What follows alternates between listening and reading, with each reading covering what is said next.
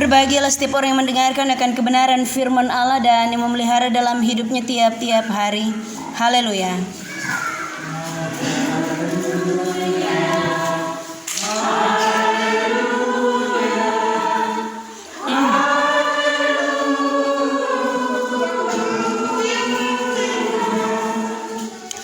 Haleluya, terpujilah nama Tuhan Allah kita. Bapak Mama, Bapak Saudara, orang beriman yang sangat diberkati oleh Tuhan Yesus Kristus. Shalom. Sekali lagi shalom. Puji nama Tuhan. Gereja terlalu besar, kursi terlalu banyak, orang pemalas gereja. Amin. Mungkin karena dalam gereja kotong buat pembedaan dan mengkotak-kotakan kok Bapak Mama majelis. I on me. Makanya yang lain sono datang gereja. Kita sebagai orang-orang yang kurang bersyukur karena Tuhan menggampangkan segala sesuatu, kemudian kita tidak menikmatinya dengan bersyukur. Ada orang lain di luar sana begitu iri lihat jemaat Immanuel Mio, orang pemalas gereja, tidak peka dalam segala sesuatu, tetapi Tuhan kasih dong segala sesuatu dengan begitu mudah. Minta maaf Bapak Mama terus omong di atas mimbar begini supaya kotong semakin hari semakin peka. Kotong ada di tahun yang baru, beta sontok kotong pun doa di malam tanggal 31 Desember 2022, kotong berdoa bilang apa dengan Tuhan? Hidup dalam perubahan atau hidup jalan-jalan di tempat dan biasa-biasa saja. Bapak Mama, Bapak Saudara, orang beriman yang sangat diberkati Tuhan, kita kembali kepada bagian firman Tuhan. Kita mungkin saja pernah berjumpa bahkan hidup dengan perlakuan yang berbeda atau dibeda-bedakan. Dalam rumah misalnya antara anak sulung, anak tengah dan anak bungsu pasti ada di perbedaan. Anak sulung itu pasti kebanggaan bapak, apalagi kalau anak laki-laki. Tetapi jangan coba-coba korek anak bungsu. Itu dia mama akan bunuh semua orang dalam rumah. Jangan coba-coba, mungkin karena dia dapat sisa tensi, tenaga sisa. Jadi makanya dia mama akan mengamuk kalau berani singgung anak bungsu. Dalam rumah saja sudah ada pembedaan. Dikarenakan perbedaan pendapat, perbedaan pandangan, perbedaan pemahaman. Dan kita menjumpai itu tiap-tiap hari. Kita menemukan bahwa orang membedakan sesamanya karena ada perbedaan latar belakang. Latar belakang agama bisa membuat orang melihat sesamanya menjadi berbeda. Latar belakang agama. Nanti jangan duduk dekat dong teh. Dong pun gaya sambayang beda dengan kotong pun gaya sambayang. Jangan duduk dekat dong. Karena dong makan yang ini kotong sonde makan yang itu. Dan seterusnya. Agama membuat orang berbeda. Suku juga demikian. Bahkan status sosial. Dan Bapak Mama, Bapak Saudara, orang beriman, bahwa perbedaan-perbedaan itu terkadang tanpa kita sadari kita telah melakukan tindakan diskriminasi dalam kehidupan kita tiap hari. Tindakan diskriminasi ini Bapak Mama kalau beta sederhanakan, kotong yang kuat kotong menindas yang lemah. Kotong yang pintar, kotong sondemo orang lain lebih dari kotong. Atau kotong bisa saja melukai orang lain karena kotong memiliki sesuatu yang lebih. Itu di sederhananya demikian. Kita melakukan tindakan-tindakan diskriminasi. Bapak Mama, Bapak Saudara, orang beriman, bacaan firman Tuhan Kisah Para Rasul pasal yang ke-10 ayat yang ke-34 hingga ayat yang ke-48. Bagian firman Tuhan ini merupakan bagian dari pertanggungjawaban Simon Petrus mengenai baptisan kepada Kornelius. Kalau kita membaca ini bagian firman Tuhan, Bapak Mama, Bapak Saudara, orang beriman, siapa Kornelius? Kenapa sehingga namanya disebutkan dalam kesaksian Alkitab Kisah Para Rasul? Pada bagian pasal yang ke-10 ayat yang pertama dan ayat kedua, di sana disampaikan di Kaisarea ada seorang yang bernama Kornelius. Ia seorang perwira pasukan yang disebut pasukan Italia. Ia saleh serta ia dan seisi rumahnya takut akan Allah dan ia memberi banyak sedekah kepada umat Yahudi dan senantiasa berdoa kepada Allah. Kornelius ini orang Roma, bukan orang Yahudi. Pada masa itu terjadi diskriminasi yang begitu luar biasa. Orang Yahudi jangan bergaul dengan orang yang bukan Yahudi. Orang Yunani jangan bergaul dengan orang bukan Yunani. Ada begitu banyak kesenjangan yang kemudian membuat pembedaan-pembedaan ketika masa gereja mula-mula. Papa mama pak saudara orang beriman. Tetapi tentunya bahwa dalam hal ini Simon Petrus tentunya bahwa dia dibawa oleh Roh Kudus untuk kemudian menyaksikan akan kasih Tuhan kepada keluarga Kornelius yang takut akan Tuhan, kata firman Tuhan. Mereka memberi sedekah kepada orang Yahudi, kepada orang yang bukan sesamanya. Kalau kotong mas pikir panjang dulu, ekodong bukan satu gereja dengan kotong, ekodong agama lain, eko bukan satu garis keturunan, bukan satu bapak pohon, bukan satu marga dan seterusnya.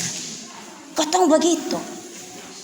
Tetapi tentunya bahwa Roh Kudus membawa Simon Petrus untuk tidak membuat pembedaan-pembedaan dalam melaksanakan kasih karunia Allah di tengah-tengah persekutuan jemaat ketika itu. Bapak mama pak saudara orang beriman yang sangat diberkati oleh Tuhan Yesus Kristus. Tentunya bahwa Simon Petrus dibawa walaupun dalam perbedaan antara agama Yahudi dan agama bukan Yahudi atau agama non Yahudi. Karena kekristenan dipahami sebagai bagian dari agama Yahudi ketika itu. Pemahaman yang demikian bapak-bapak saudara orang beriman menyebabkan ada dua pandangan dan sikap yang bertolak belakang dalam pelayanan kepada persekutuan jemaat ketika itu. Yang pertama ada pelayanan yang tertutup atau khusus sama ke kotong bilang undang yang kotong pungsa yang lain dong jangan. Undang yang sama merek dengan kotong, yang hitam, keriting rambut, hidung penyek dan seterusnya. Kalau yang agak putih berisi sedikit, hidung mancung kaisa. Pelayanan yang sangat tertutup atau eksklusif. Jangan bikin untuk orang lain, khusus untuk kotong. Kotong saling mau membuka diri dan membuka ruang untuk yang lain. Dalam keadaan gereja mula-mula ketika itu. Tetapi juga ada pelayanan yang terbuka atau pelayanan yang membuka diri kepada semua orang. Bapak saudara orang beriman, ada satu lagu rohani, dia bilang, ku tak pandang dari gereja mana, asalkan berdiri atas imannya. Begitu kok Om Justus. Tapi ada orang yang son mau kalau seandainya kau tempuh iman, suku tak pandang dari gereja mana, asal berdiri atas iman. Ini lagu membawa kita untuk kemudian ada pelayanan yang terbuka untuk semua orang tanpa harus membeda-bedakan, mendiskriminasi, tanpa harus memilah-milah dan memilih yang menyenangkan kita, yang enak berpotong mau.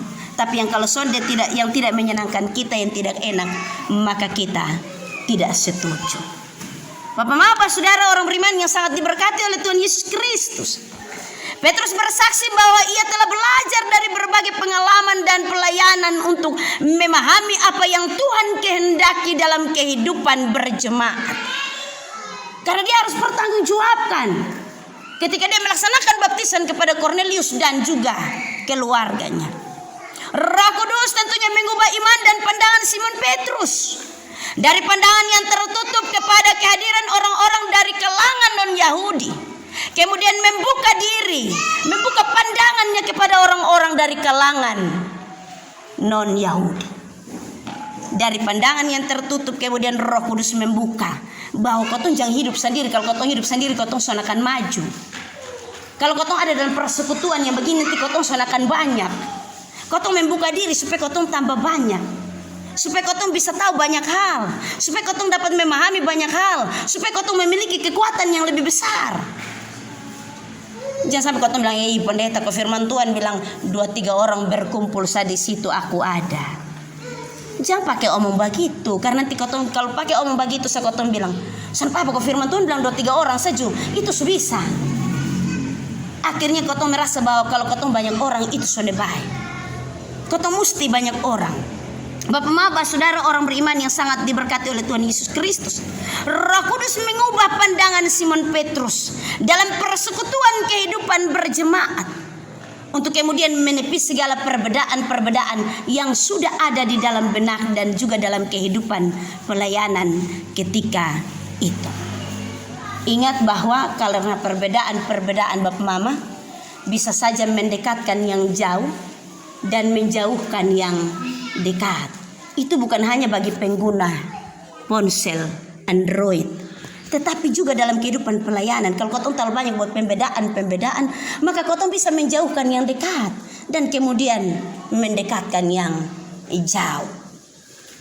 Bapak Maba, saudara orang beriman yang sangat diberkati oleh Tuhan Yesus Kristus dengan kebenaran firman-Nya, peristiwa baptisan terhadap Kornelius menjadi suatu titik balik dalam pelayanan Simon Petrus ketika itu. Mulanya ia menolak Kornelius karena alasan-alasan primordial. Alasan-alasan primordial ini karena alasan-alasan pembedaan. Ada alasan status sosial, nilai-nilai dan norma, alasan etnik, alasan ras, alasan tradisi, dan alasan budaya. Ada begitu banyak alasan yang tentunya dituangkan di sini. Simon Petrus melihat ini tentunya bahwa dari latar belakang Kornelius yang merupakan orang Roma. Kemudian dibilang, "Wih, jangan, kotong pun tradisi bilang sonde boleh terima orang dari sana." Ingat kotong ini tuaf. Kadang-kadang kotong dalam gereja juga begitu. Bahkan sampai kotong mengklaim diri kotong tuan gereja. Akhirnya orang lain mau datang untuk bergabung, biar kotong lihat tuan gereja sana. Itu terjadi Bapak Mama di tengah-tengah persekutuan jemaat wilayah Mio. Beta sebut di mana, tapi ada di wilayah Mio. Orang mengklaim diri sebagai tuan gereja. Kemudian Tuhan Allah kita taruh di mana? Dan kemudian sebentar ada kegiatan-kegiatan yang melibatkan persekutuan jemaat, orang takut datang. Orang bilang, biar kotong lihat tuan gereja sah. Karena masing-masing mengklaim diri, bahkan kemudian menempatkan dengan alasan primordial, sosial, nilai-nilai norma etnik, ras, tradisi, dan budaya. Bapak Maba, saudara orang beriman yang sangat diberkati oleh Tuhan Yesus Kristus, tentunya pada dalam hal ini Kornelius bukan orang Yahudi, melainkan orang Roma. Ia telah mengubah pikirannya untuk menerima dan Yesus dan kemudian dibaptis oleh Simon Petrus. Dia merupakan orang Roma, tetapi dia tidak berpikir picik. Dia berpikir bahwa beta harus menerima keselamatan yang dikerjakan oleh Yesus Kristus.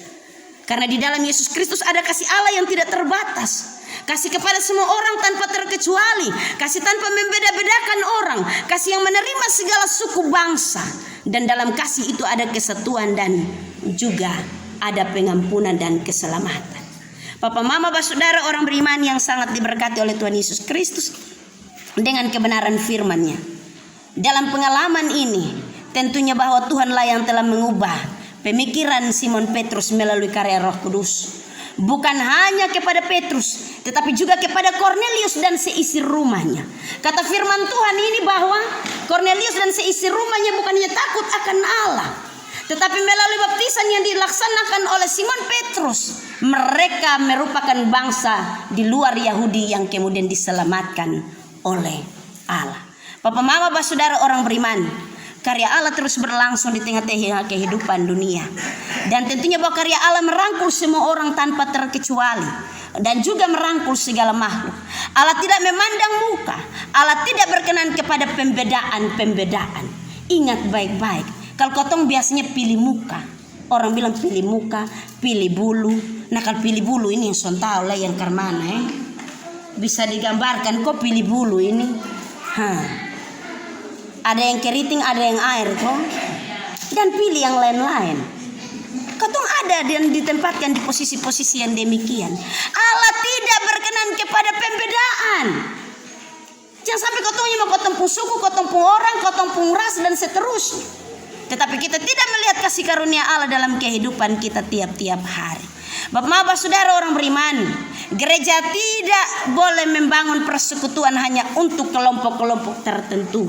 Gereja tidak boleh membangun persekutuan hanya untuk suku-suku tertentu. Gereja tidak membangun persekutuan hanya untuk orang-orang tertentu. Tetapi gereja harus menerima semua orang tanpa terkecuali.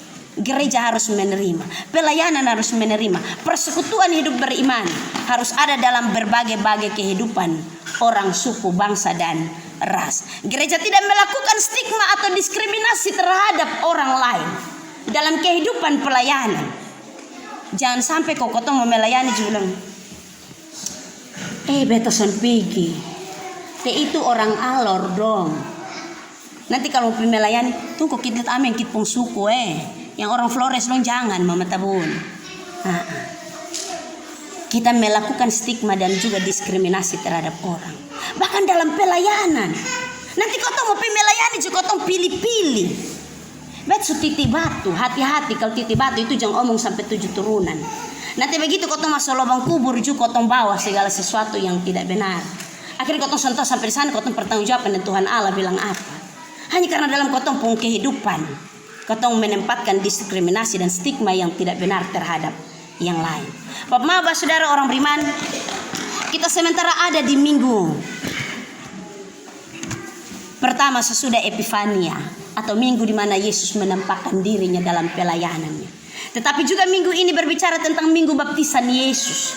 Tentunya baptisan Yesus ini tentunya bahwa kita kembali untuk mengingat bahwa apa yang merupakan karya Roh Kudus telah dilakukan kepada Putra Tunggal Allah yang diberikan kepada manusia, tetapi kemudian juga dilanjutkan kepada semua orang yang mendengar pemberitaan tentang Kristus, untuk mereka juga mengalami keselamatan tanpa terkecuali. Keselamatan diberikan kepada semua orang, bukan hanya kepada orang-orang tertentu, kepada semua orang percaya, kepada semua golongan, kepada semua orang yang tentunya melihat keajaiban-keajaiban yang telah Allah kerjakan di atas muka bumi, kepada bangsa-bangsa yang mengenal Allah ataupun yang tidak mengenal Allah.